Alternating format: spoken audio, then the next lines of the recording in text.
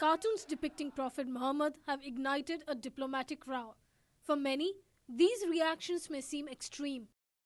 But for the followers of Islam, these cartoons are a direct attack on their faith. You are depicting the messenger of God for Muslims. If you are depicting this person as a terrorist, you are actually demonizing all of their ideas and principles.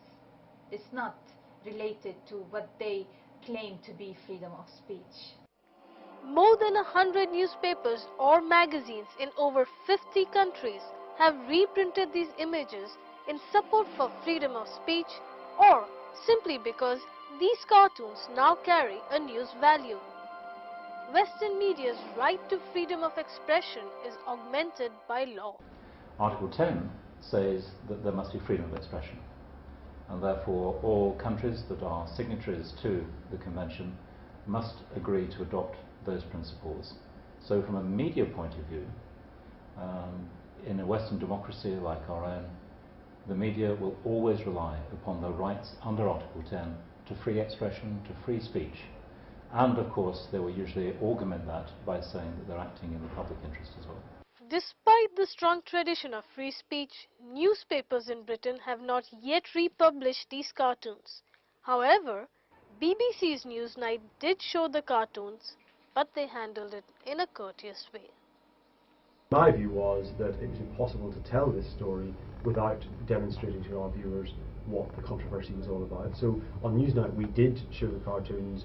We tried to show them responsibly and in context. We shot the pictures of the cartoons as they appeared in the paper rather than showing them full screen and in detail.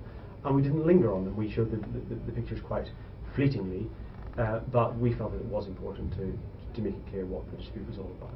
We got some complaints from people who felt that under no circumstances should we have shown the pictures. We had a smaller number of complaints saying we didn't go far enough and we should have shown them in more detail.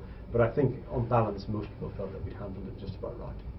There seem to be no simple answers to the questions on what to publish or show, since most people have completely conflicting opinions.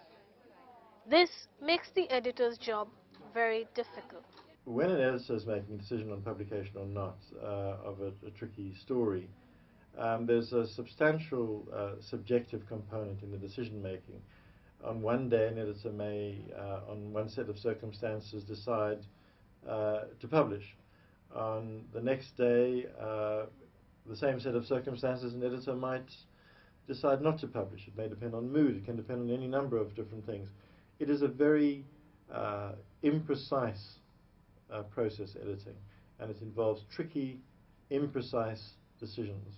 Yes, a cartoon will push the boundaries and that can be very healthy, but a cartoon can go too far just like words can go too far. I wouldn't like to see any extra formal or statutory curbs on freedom of expression. I think the fewer curbs on freedom of expression there are, the better.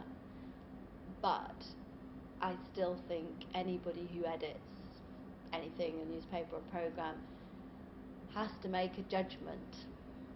Just because you can say something doesn't mean it's appropriate or useful or proper to say it.